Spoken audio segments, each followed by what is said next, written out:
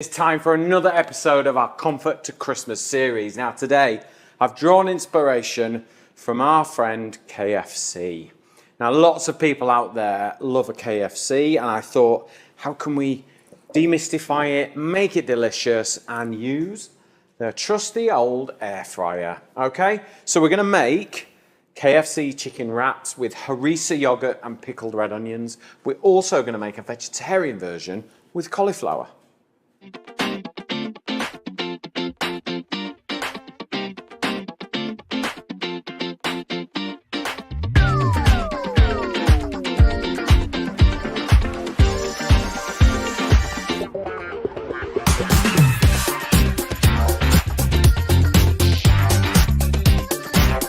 Right, to make this recipe, now for me, it's all about the chicken thigh on this recipe. Much cheaper, much more delicious, stays tender, but look, if you want to use chicken breast, that is up to you. Just do exactly the same. I would just cut the chicken breast into smaller pieces. But I have got three chicken thighs, skin removed and bone removed. You can do it yourself, or you can get your butcher to do it, or you can buy them already prepped like this, okay? So, just put those to one side, and then we're gonna do a vegetarian version, because in our house, we have vegetarians and we have meat eaters alike. So we have both, and I'm sure lots of people out there do. So I'm gonna take some cauliflower florets and show you how we sort of treat these and get them really, really delicious and tasty, whether you use chicken or whether you use a cauliflower. It doesn't matter, it's all good. So I have got the air fryer on 180 degrees at the moment, and it is just preheating ready. Now, with cauliflower, you need to draw it a little bit. And when I say draw it, I don't mean like with a pencil and paper. We want to draw a little bit of the moisture out with the salt, okay? So a little bit of salt on there will help just pull some moisture out so that it cooks even better. Because cauliflower's got water in it, which is fine, but to kind of get that sort of same experience as your sort of KFC style chicken, we just need to draw just a little bit out there.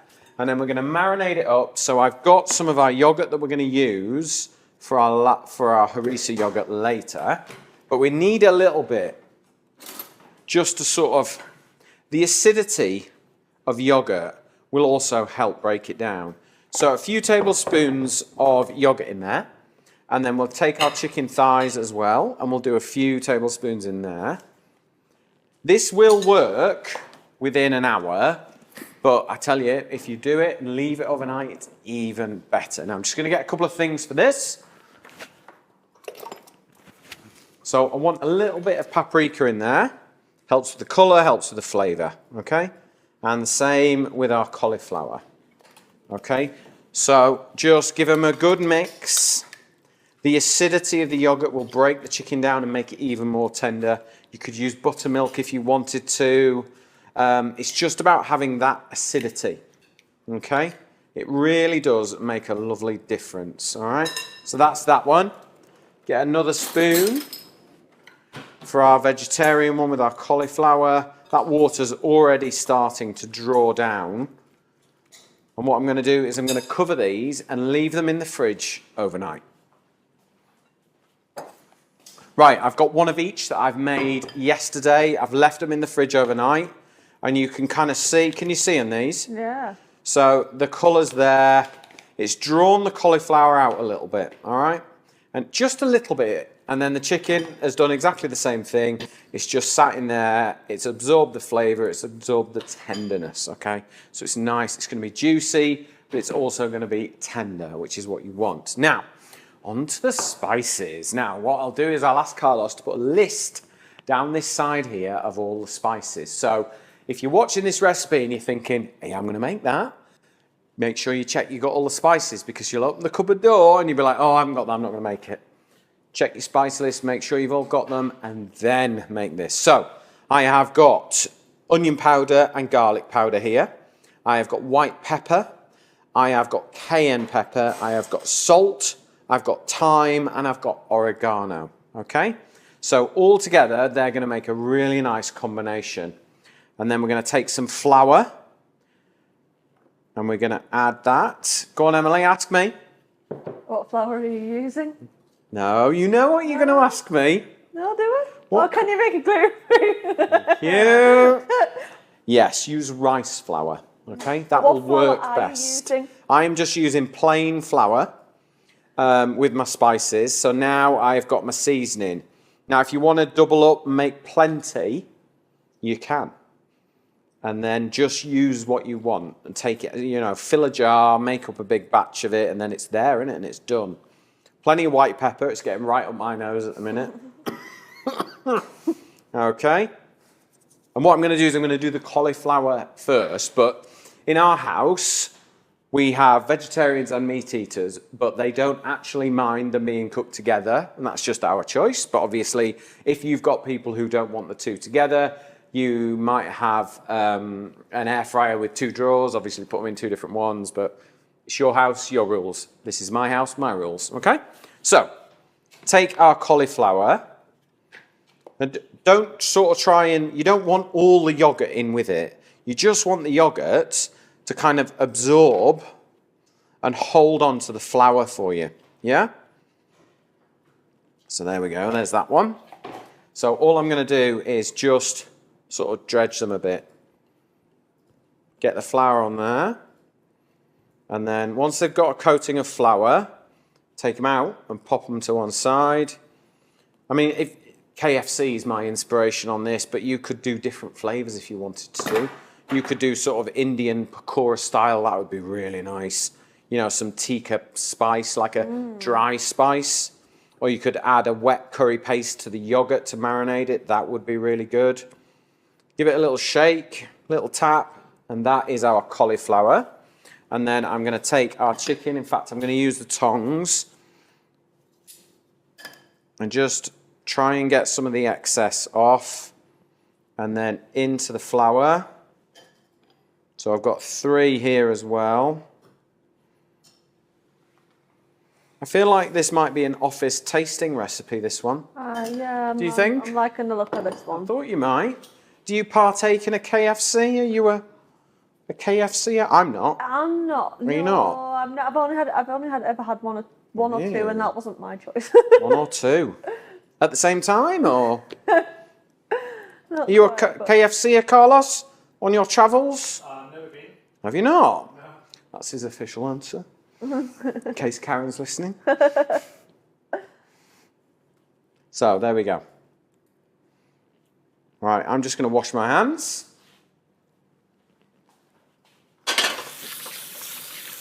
I did go to a KFC and it was dreadful. like water in breadcrumbs. Yeah. Like, we don't have many KFCs, do we, around here, to be honest? I don't Newcastle. go. I took Thomas once and he loved it. But I get it and I really like the idea. I just think it's so much nicer if you make it yourself. So much nicer. So, air fryer's on. It's up to temperature. I've got an oil spray here. You don't want loads of oil on it. It's going to go soggy. Likewise, you don't want no oil on it particularly. So, just give it a little spray like that. This is a good one because you can just pump it back up and then go again. If you want one of these, go to Cook, Serve and Enjoy and search oil sprayer from Masterclass and you'll get one. It's really good because you can put chili oil in it, you can put smoked oil, rapeseed oil, olive oil, whatever you fancy really.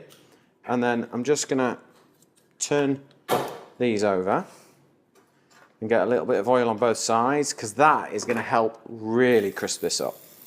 Okay, done. Right. Into our air fryer. Can we see the air fryer drawer okay? We can. Good. Right, one side for cauliflower.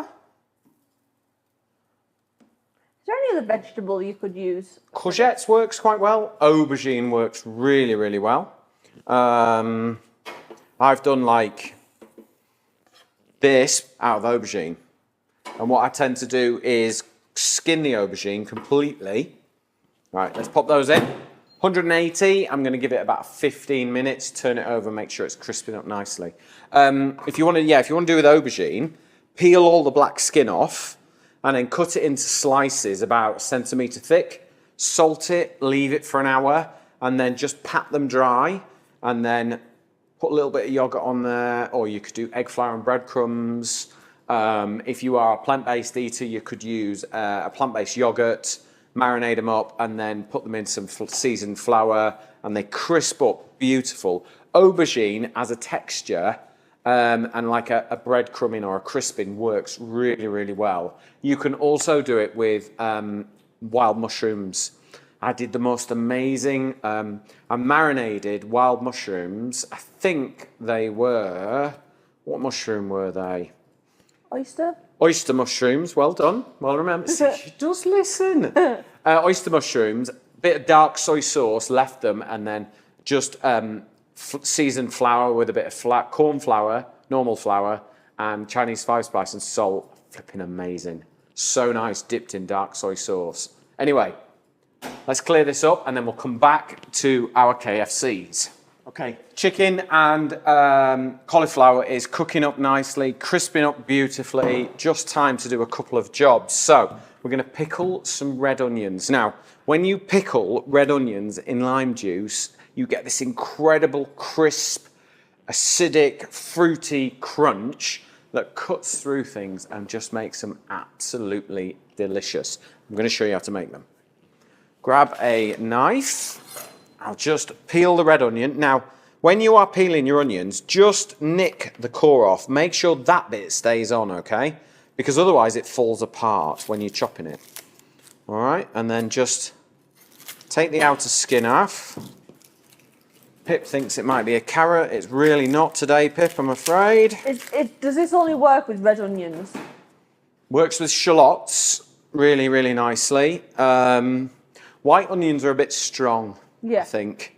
And spring onions are a bit delicate, so they can't take the acidity. Yeah. So red onions, definitely the best. Or if you've got a really mild white onion, perhaps native to where you are, then give it a try. So just nice and slowly cut into slices as thinly as you can possibly manage. The thinner you cut them, the nicer they are. If you cut like, so I've cut them like that. Where's the best camera for that?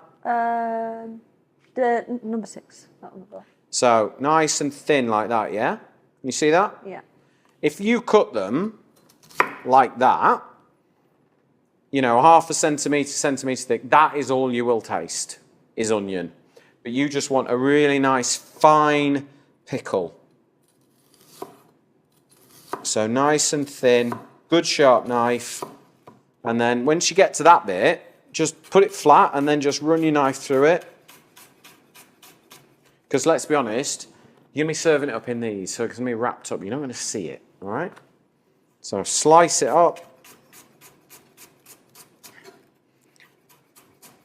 Good knife skills, good practice. Practice, practice, practice. I've just come back from the Guernsey in the Channel Islands cooking, and everyone was saying to me, how do you chop like that? How do you chop like that? Good knife and lots of practice, okay? Lime juice, 2 limes. If you've got 2 sort of slightly ripe ones in the back of the fridge that you haven't used, perfect, because they will just squeeze and you'll get loads of juice out. Now, turn your lime inside out and give it another squeeze and you'll get more juice out, okay?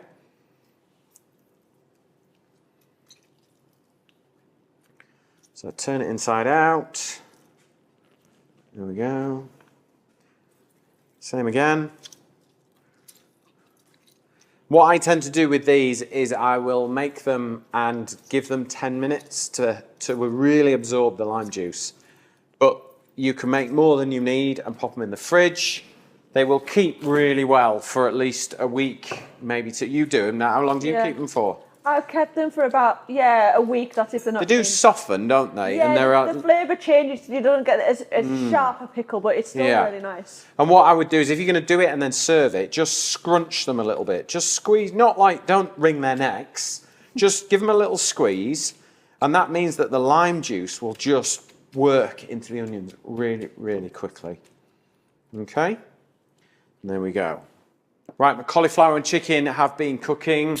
They are lovely and crispy. Look at those. Can you see those all right, Emily? Yeah. Nice. Look, crispy, In fact, the chicken and the cauliflower have just sat happily separately. Let me just pop those back in while I show you what we're going to do. So, I've just got these little tortilla wraps, so they're like nice and easy to eat. Good street food almost. So you can pick them up with your hands, and I've got some lovely Lancashire yogurt. So it's really thick and creamy. It's delicious. Really, really nice. Spread that down the middle. And then just give it a little. You could use sour cream if you want to. Now, I've got this is a rose harissa. So it's very sort of Moroccan inspired. And what you can do is you can mix the two together. But what I quite like to do is take the oil from the top and just, so you've got a little hint, all right? So if the Colonel's watching, I don't want to see this on the menu in the future, all right? This is for cooking at home. Now, if you want it stronger, put some of the paste in as well, and then you can just kind of marry it all together. That can only be good. And then take some of our pickled red onions. That looks so good. Oh, these are going to be good. Really, really nice. Get them all ready like this. Like if you've got loads of people, just get all of it ready. And then take your chicken or cauliflower or both, whichever you're going for. Which one would you like first, Emily? Pick whichever one. The one nearest me? That one? Yeah, go for it. Yeah. There we go. One thigh in, and then we've got our beautiful cauliflower.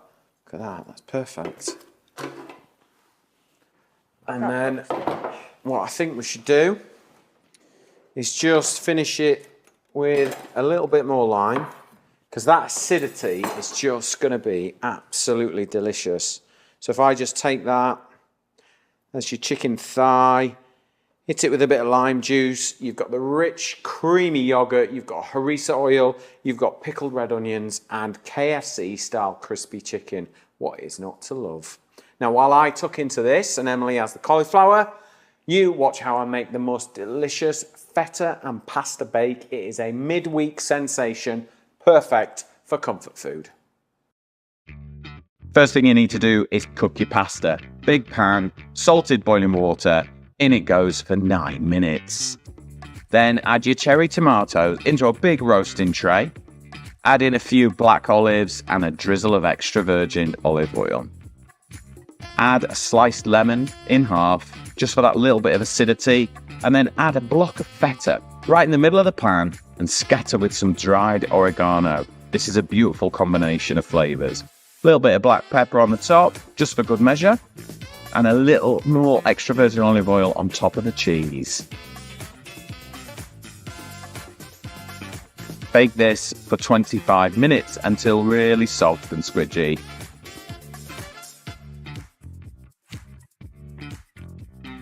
Remove your tomatoes and feta from the oven. They should be nice and soft and squidgy and yummy.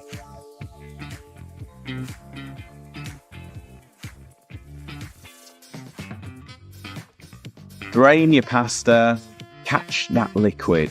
That salty, starchy pasta water is delicious. Pour in your drained pasta and a little squidge of that cooking water and stir the whole thing together. That's it. All that lovely combination of flavours. Squeeze the lemons that have cooked into the dish and you have got the most yummy, simple family pasta dish that your friends and family will love. So that's how you make my delicious baked feta pasta tomato dish. Really easy, a big hit in my family house. Thank you very much for watching. Don't forget, if you want the recipes, type free book in the comments below. Get into your Facebook Messenger, follow the instructions, you'll get all the recipes there. Thank you for watching, and I will see you on the next episode.